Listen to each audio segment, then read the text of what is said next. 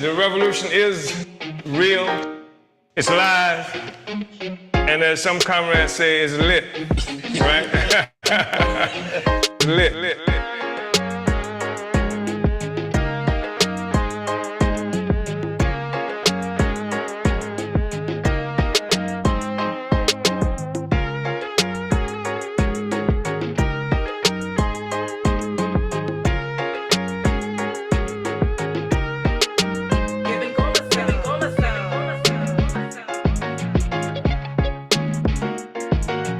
Real,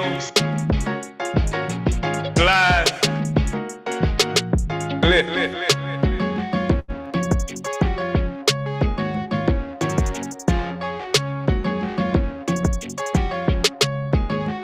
Right?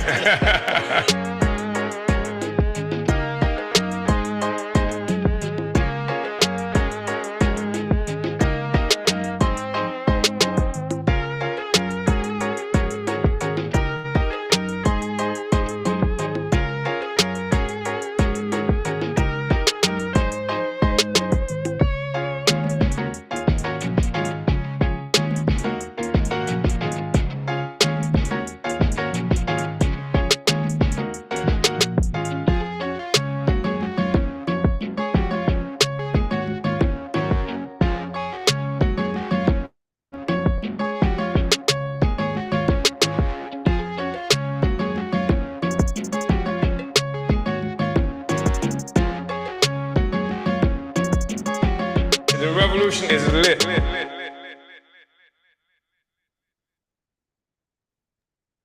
Uhuru, comrades, and welcome to the Omali Taught Me study live with the leader of the African nation, Chairman Omali Yeshitela. My name is Soliana Bakel, managing editor for the Burning Spear newspaper, as well as your MC for today's program. Today's Omali Taught Me program allows us to take a snapshot of 2024 through the lens of African internationalism, from widespread anti-colonial resistance, bourgeois elections and crisis, to the many, many victories of the African Revolution. We'll discuss it all as we plan for the future and understand how the world has changed. We're covering events and occurrences from around the world, and to do that, we've invited some special guests to join us. We have Secretary General and Director of International Affairs, Louise Kinshasa, based in London. We have U.S. Secretary General and Chair to the Hands Off Uhuru campaign, Mwezi Odom out of San Diego, California, Director of Organization for the Africa region, Tafari Mugeri out of occupied Azania, or South Africa, and we'll be joined by the Uhuru Three's Penny Hess, Chairwoman of the African People's Solidarity Committee, and Jesse Neville, Chair of the Uhuru Solidarity Movement. This year was signified by the battle for anti-colonial free speech, fought for and led by the African People's Socialist Party. This program is hosted by Burning Spear Media, a platform for anti-colonial free speech, and we ask you to support our efforts by subscribing to our channel and becoming a reader or distributor for the Burning Spear newspaper. You can also donate to our Mufundi Lake prisoner subscription program. Today, over 1 million African people are behind bars in the U.S., where the colonial prison system serves to terrorize our people and extract massive profit in modern-day slave exploitation of our people's labor. Our African brothers and sisters are isolated from their community and denied access to decent food, healthcare, and even to news and information about what's happening in the world. Since its inception in 1969, the Burning Spear newspaper has been shipped for free to any prisoner who requests it. Today, we are shipping each issue to over 800 prisoners at a cost of $1,000 per month. It's called the Mufundi Lake Prisoner Subscription Program, named after a heroic African political prisoner and set up who was martyred in an Alabama prison in 2018. So for $25, you can sponsor a free subscription for one prisoner or become a sustaining donor and set up an automatically recurring monthly donation. And you could do this by going to theburningspear.com/prisoner fund, and you can make your contribution there. We can't forget about our family and friends who are locked up. We stand with them all and call for an end to the mass incarceration of African people. And also, of course, don't forget to share this program widely on the platform that you're viewing this on, and take a moment to like, share, subscribe, and comment in the chat. After all, the battle for anti-colonial free speech continues. So to kick the program off, let's look at 2024 at a glimpse. So effective on January 1st, 2024, Egypt, Ethiopia, Iran, Saudi Arabia, and the UAE became members of BRICS, an acronym for Brazil, Russia, India, China, and South Africa, a bloc of countries that formed a partnership to challenge economic domination by the so-called West. We also recognize the loss of two freedom fighters, and memorials were held for Ralph Pointer, who passed away at the end of 2024, and for Viola Plummer, who passed away in January, Uhuru and Presente. On January 26, U.S. Magistrate Judge Anthony Porcelli in the Federal District Court of Tampa, Florida, filed an order recommending that District Judge William Jung deny the motion for dismissal of the bogus charges in the case of the Uhuru Three. On that same day, the African People's Education and Defense Fund, or APEDF, acquired a restaurant building in 3719 West Florissant Avenue in St. Louis, Missouri, with a plan to develop it into the Uhuru Bakery and Cafe. On January 31st, the chairman appears on journalist and author Glenn Greenwald's show, System Update, to raise awareness about the case of the Uhuru Three among Greenwald's large base of viewers. Beginning in January, the African People's Socialist Party's Department of Agitation also held the first of 11 sessions of its online cadre development school. On February 1st, Black Power 96 station manager Eddie Maltzby Jr. was featured on a panel discussion entitled Shared Memories, sponsored by the local St. Petersburg, Florida PBS station, WEDU, on the history and significance of gospel music in the St. Pete, Tampa Bay area. On February 27, Burning Spear Media and Black Power 96 Radio held an event to recognize and appreciate their large community of volunteers. In February, Black is Black Coalition members and other activists protested at Newark City Hall calling for a resolution demanding a ceasefire in Gaza. On February 25, 25-year-old Aaron Bushnell died outside the Israeli embassy in Washington, D.C. after engaging in an act of protest against the genocidal war in Gaza. The African People's Solidarity Committee dedicated its February web event to discussing the sentiment motivating Bushnell and so many others whom the Solidarity movement must reach so that they can be organized under the leadership of the African Revolution. I will no longer be complicit in genocide.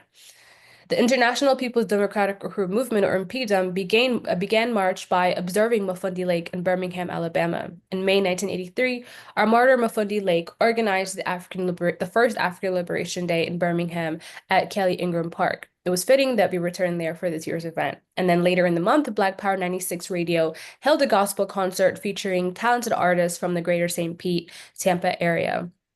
On March 9 and the 10th, the Uhuru Solidarity Movement held their annual convention, and this year's theme was No More Genocide in Our Name.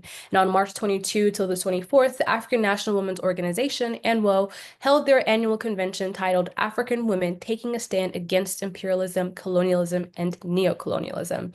Also in March, the Hands Off Uhuru Fight Back Coalition announces the Make Your Vote Count campaign, pushing forward the people's issues in the U.S. presidential election, part of what was broadly known as the Uncommitted movement.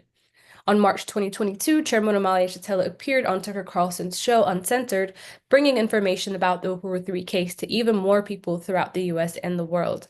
Also in March, the International People's Democratic Uhuru Movement opened an office in South Africa and acquired an office in Sierra Leone as well.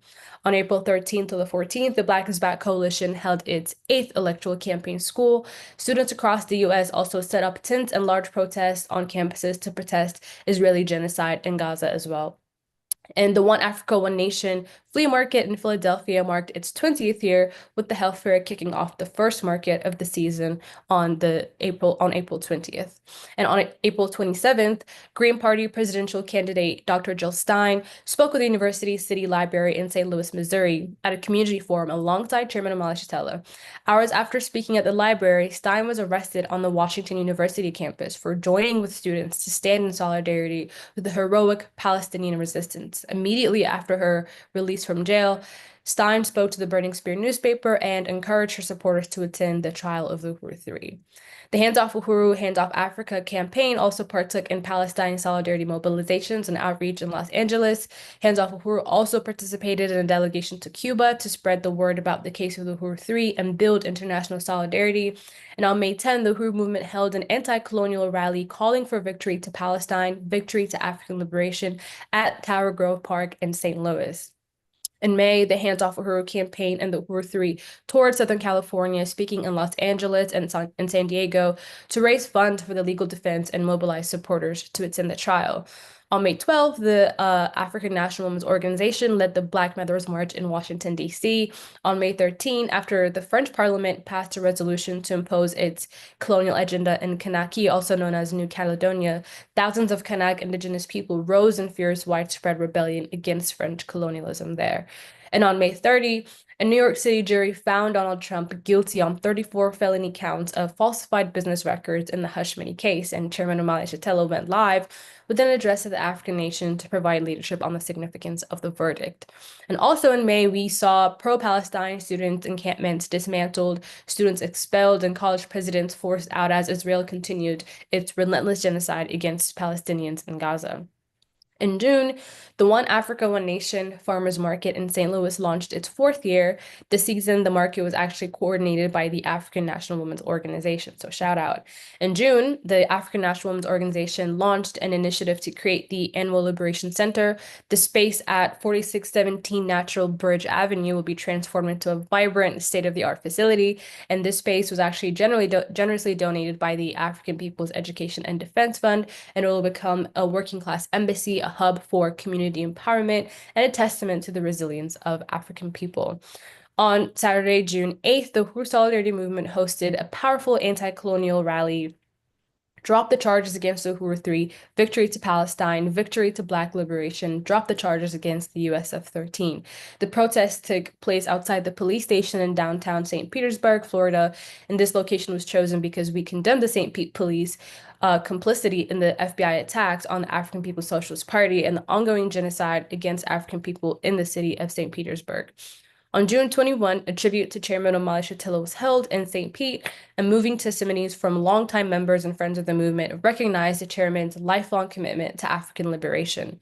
On June 25, WikiLeaks founder Julian Assange is freed from prison in the United Kingdom after he agreed to plead guilty to a single charge of breaching the espionage law in the United States. And Chairman Omali Yeshitela went live shortly after to sum up the plea deal and its significance for the African liberation struggle. On July 2nd, the colonial state denied parole to Indigenous leader Leonard Peltier, who is now 79 years old, and they continue to deny him adequate medical care in prison. That is why we still say free Leonard Peltier. On July 6th, colonial police in Illinois killed 36-year-old Sonia Massey in her own home. On July 13, there was the apparent attempt to assassinate Trump at rally in Butler, Pennsylvania, and Chairman Omali also went live shortly after to sum that up. On July 18, Eritha Kile Kenyon launches her campaign to run for St. Petersburg City Council District 7. In July, also, an African Socialist International delegation traveled to Venezuela to observe the July 28 elections. They visited 7 polling stations in working-class areas and brought awareness to the international Hands Off Uhuru, Hands Off Africa campaign. ASI salutes the victory of President Nicolas Maduro over the representatives of the dying US-led global colonialism in Venezuela, Edmundo Gonzalez and Maria Corina Machado. On July 28, Black Power 96 held its second gospel concert of the year with talented artists from the region as part of its July member fund drive.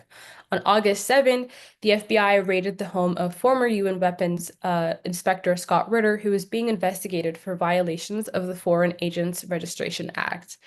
On August 10 and the 11th, the Black is Back Coalition held its 15th annual conference. On August 14, Hands Off Uhuru Fight Back Coalition members held a press conference in front of the New York Times headquarters to bring attention to the fact that the corporate press had been ignoring the very important case of the Uhuru 3.